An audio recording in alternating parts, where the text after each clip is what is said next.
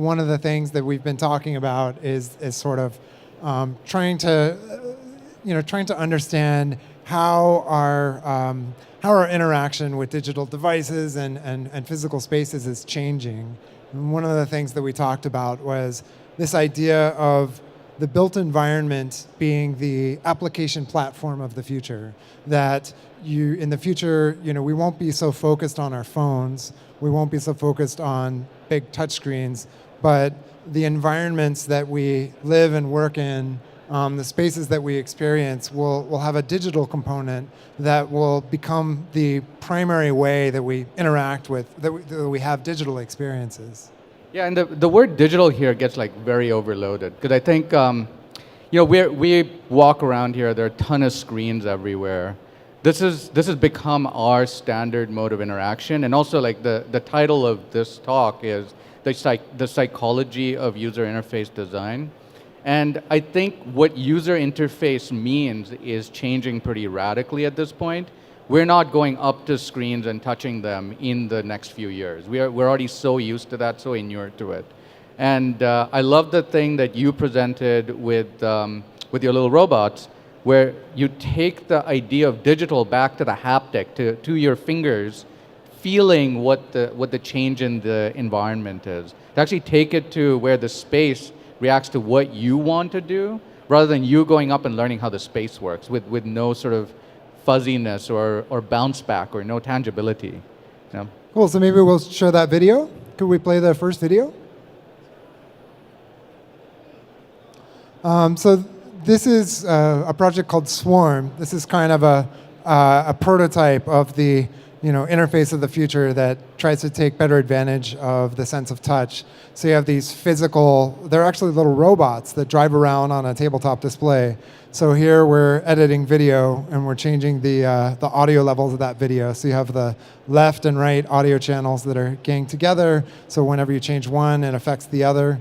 Here we're using the same technology to figure out the shape of an organic protein. So you can attach these robots to it and twist it around. And if the computer thinks that what you're doing doesn't make any sense, then it'll pull back against you. So you're feeling these abstract physical forces, abstract mathematical forces as real physical forces.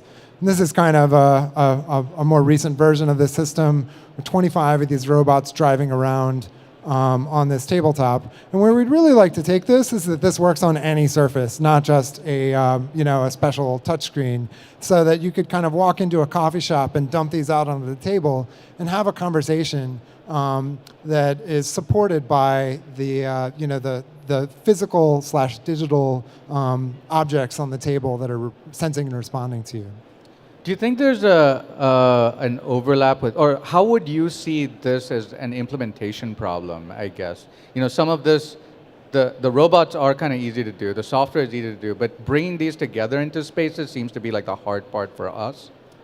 I think that's totally true, and that's like really where the kind of the meat of the hard stuff is here, is figuring out all the protocols and all of the, the kind of plumbing, if you will, so that when you dump these out on a random coffee table, the appropriate computers know what they need to know in order for it to do what you'd expect it to do. Yeah, so far there's we go into spaces, we know what we have to do to flip a switch, but I realized, even in the context of the stuff that we are used to in the last year, when you walk into a room and you say, hey Alexa versus okay Google versus whatever else, that you have to yell it multiple times to a machine that doesn't know what you want, and often it gives you a wrong result, and there's not even a common gestural protocol to this, and we're going to have people yelling into spaces significantly more, and sort of like an inconvenient starting point from which we need to kind of create common protocols for how we interact.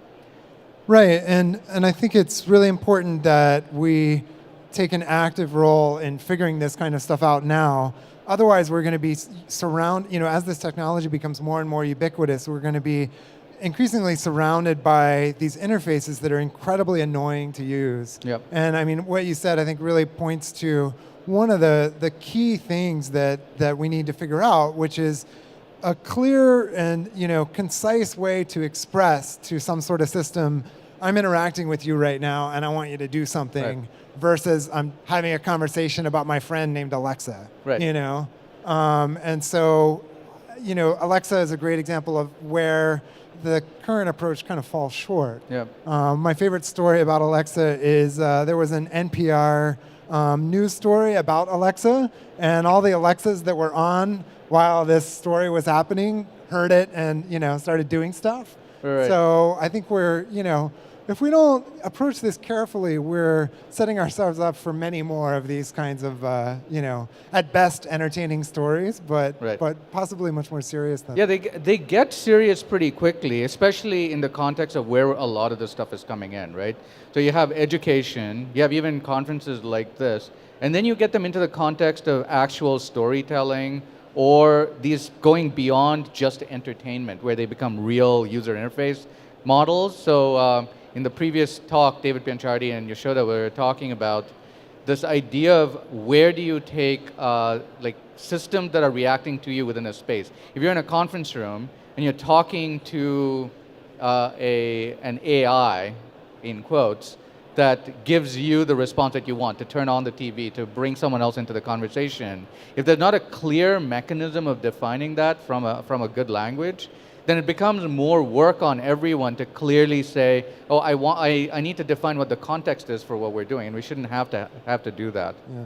I think one direction for this that's really promising is the use of physical objects. Right. You know, we're used to, I mean, the whole idea of physical object as tool is something that goes back, you know, forever. And so if we have physical objects that, even if you're primarily like giving commands through voice, just the fact that maybe you pick up a physical object and speak into that object, or push a button on that object, or manipulate that in some other way, is a very kind of clear, easy to understand, very expressive gesture that I think, you know, makes it very clear when you're interacting and when you're not. So we're going back to the old telephones where you actually have to pick something up and call Alexa. Right. Exactly. I think that's one you know, interesting direction to go. I think another thing, you know, as we're talking about interactive technology becoming more and more embedded in the built environment, is, you know, the scope, how the scope of applications change. Yep. You know, that it's not just about, say, sending an email or you know, doing a spreadsheet, but the whole space of what interactive technology can actually accomplish is potentially very different. Right. Yeah, especially when things are sort of reacting to you in a space, right? Can we play the second video?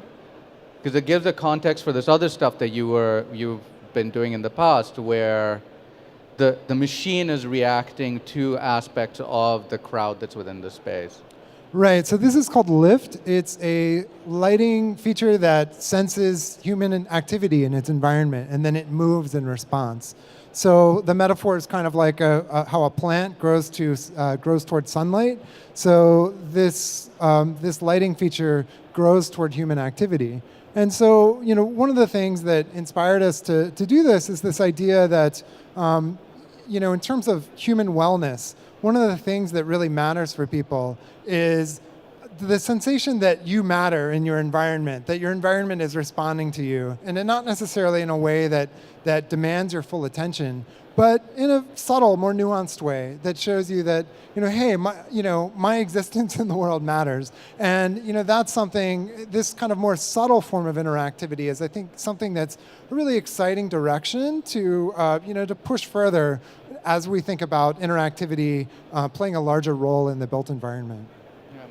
Well, one of the things that we've been dealing with is, as we move away from obvious interactions, by which I mean we're all used to, like, maybe 10 years ago, people didn't know which direction to swipe. You know, we've kind of created that gestural normalcy at this point. But what happens when you come into a space and something like that exists? It's reacting to you, and is there an expectation that you are supposed to react to it as well? There's something that you're supposed to do when you see something like that? Yeah, I mean, there's this kind of constant push for new modes of interaction, and, you know, when people come into a space where there's some sort of interactivity that they've never seen before, it's really interesting to see what they try. Right. You know, I guess back around 2000, I was working on tabletop displays, and people hadn't really seen, big touchscreens before, but they were familiar with the mouse. So if you had an object on the touchscreen, people would tap that object thinking there was a mouse. Right. And then fast forward, 5 or 10 years, people have seen these big touchscreens, and then they try to treat every display as a big touchscreen. I've gone to way too many places where there's smudges of fingerprints, and it's a non-interactive screen. Right, and these labels that you see where people have to explain this is a touchscreen or this is not a touchscreen. I think these all kind of point to challenges that need to be addressed in terms of clearly communicating, this is the space you're operating in, and this is what's possible. You had an interesting example with the fog. Should we show the? Yeah, if you can play the third video. So we contend with situations where we want to move people in different ways. So in a lot of cases, museums have guiding either markers and or some way to get people through a space. So this is the Mithraeum in London, where people are guided through different floors to get to a temple space.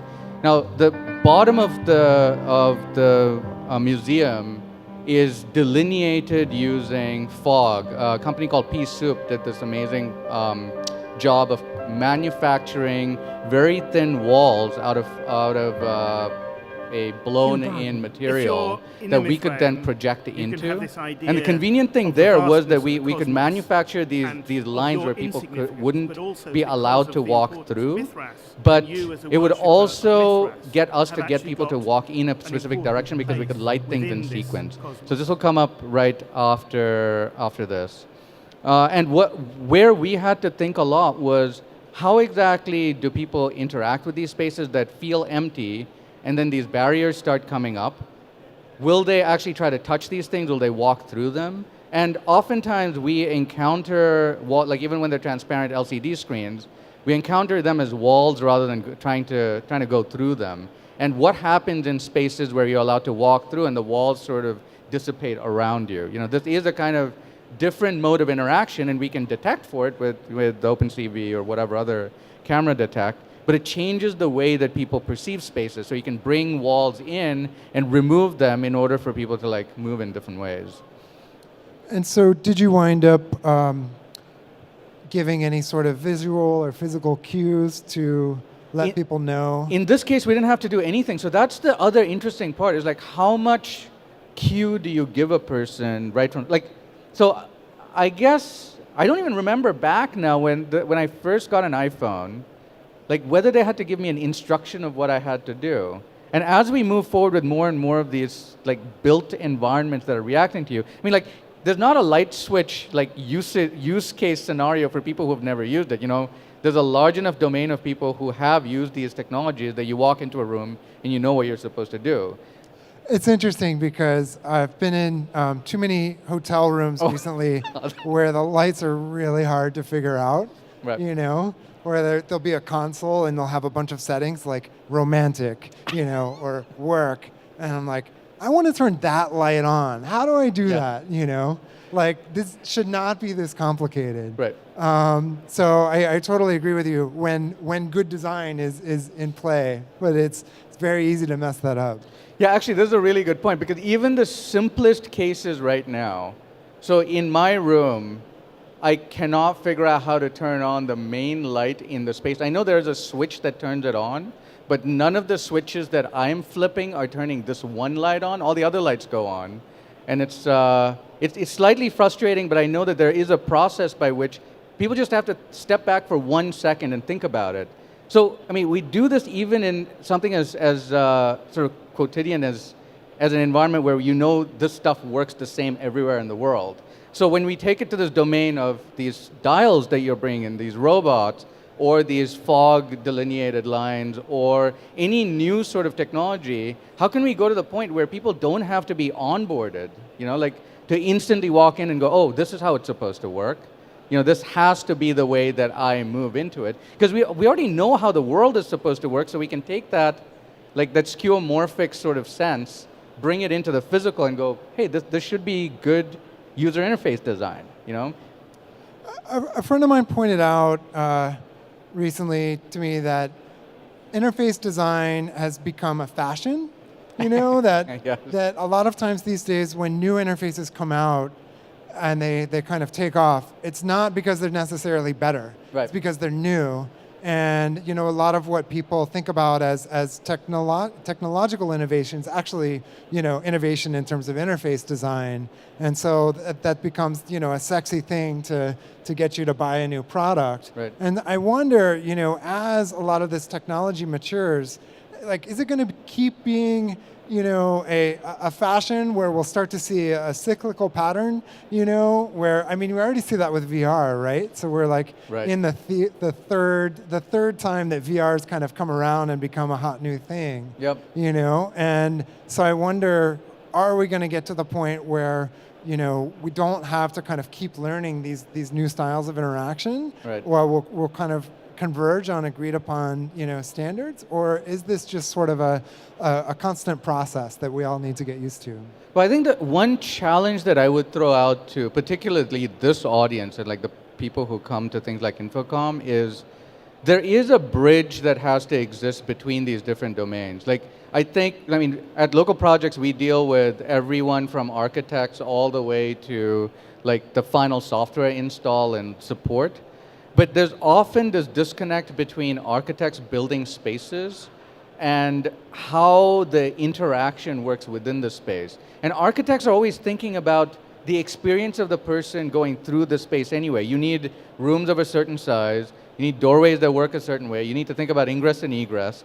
But it's exactly the same thing that everyone thinks about. It's like AV integrators have to think about how is the signal coming in and out. Is it going to be easy to debug? How am I going to remove the middle screen from a video array when that thing dies 3 weeks after we open? And then taking that to software and just having each stage kind of help the next stage to build out a better solution. Yeah, I think that's totally true. I mean, as we talk about interactivity in the built environment, there are all these different disciplines that are approaching the same Yep. problem from different directions. And really what it comes down to is the need for interdisciplinary collaboration, for the architects to be, versed in some of the same things that the AV integrators are versed in, and for the AV integrators to have an understanding of, program and plan from the like even what those words mean to an architect, Right. Which is something totally different than what we're used to, in the more software side, where what we're used to thinking of those words, and the interaction designers as well. I think I think that there's an opportunity to serve as kind of translators between these different Right. domains and try to help the architects and the AV integrators and other folks that need to work together to make this stuff happen, to try to help everyone communicate, to bridge this physical digital gap. Absolutely. I think on that we're out of time. All right. Well, thanks very much, everyone. Thanks Thanks for having us. Thanks a lot.